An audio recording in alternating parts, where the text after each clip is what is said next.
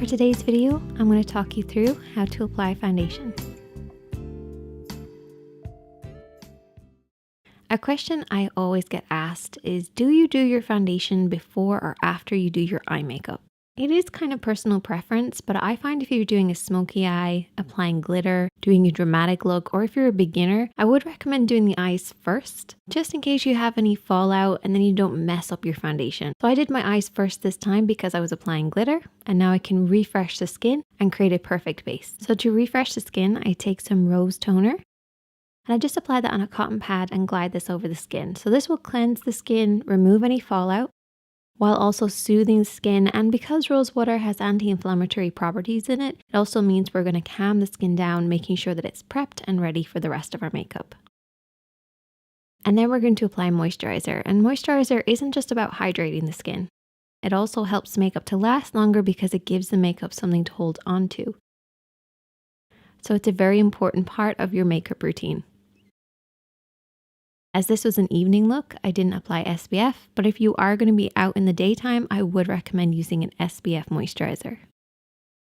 Now let's talk a little bit about the skin. So I have a problem area in my T-zone, which is the area across the forehead and down the face. So the top part of my T-zone is very shiny. And then working through the center, I have larger pores. So down the nose and on either side, I tend to have pores. And that's where my primer comes in, because this is going to help work with these two problem areas. So this primer actually has oil absorbing properties, so it's going to help with that shine. It's going to create an even texture and smooth the skin, and also give the makeup something to hold on to so it's going to last longer.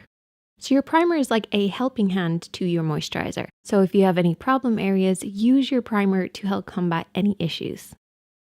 So now the skin is prepped and ready to go. The main areas that I like to add coverage is underneath the eyes and also alongside the nose, because hormonally that can be quite red for women. So I'm going to be taking my concealer and I'm going to apply this underneath the eye alongside the edge of the nose, because I do wear glasses, so I like coverage there.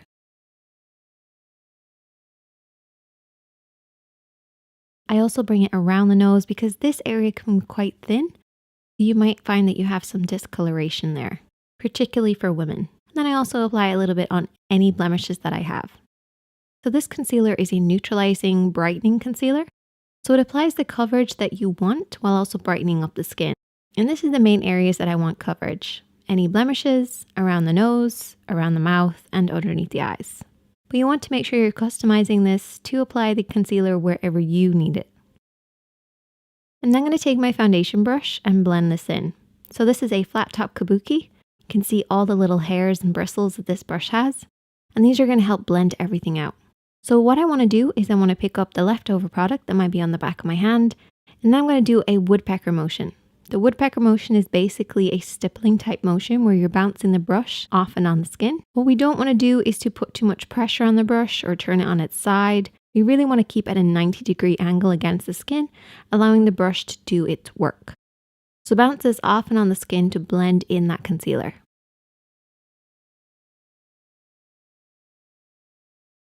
And then you can use whatever's left over from the brush on any other areas where you want a little extra coverage. And so then we can move on to applying our foundation, because our skin is nice and even.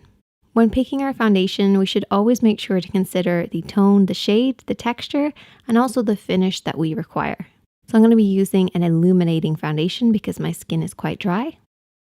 What I do is I pump a little bit on the back of my hand, and I always usually test this on the side of my neck to make sure it blends, because that's where I want to match. I want my face, my neck, and my chest to all match.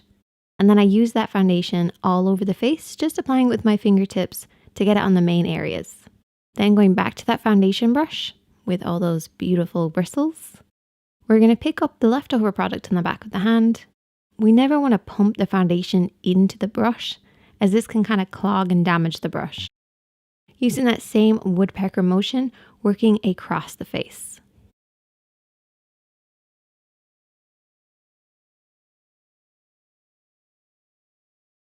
Once I feel I have the coverage that I desire, and I'm going to take a setting spray and just to set this in place. This is a bit strange, but what I do is I spritz the skin now, so we have set the foundation and concealer. That's going to make sure that it's budge proof, it gives it a skin-like finish, and it's also going to help it last longer. I do all of this before I apply any powders to the skin. That way our powders are going on a perfect base.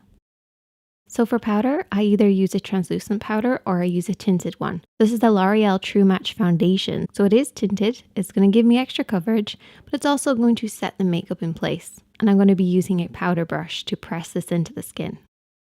So what a powder does is it sets the foundation. This means that you have more control over the finish. So if you want to, you can use an illuminating foundation and then set it in place with a powder. That gives you more control over the finish.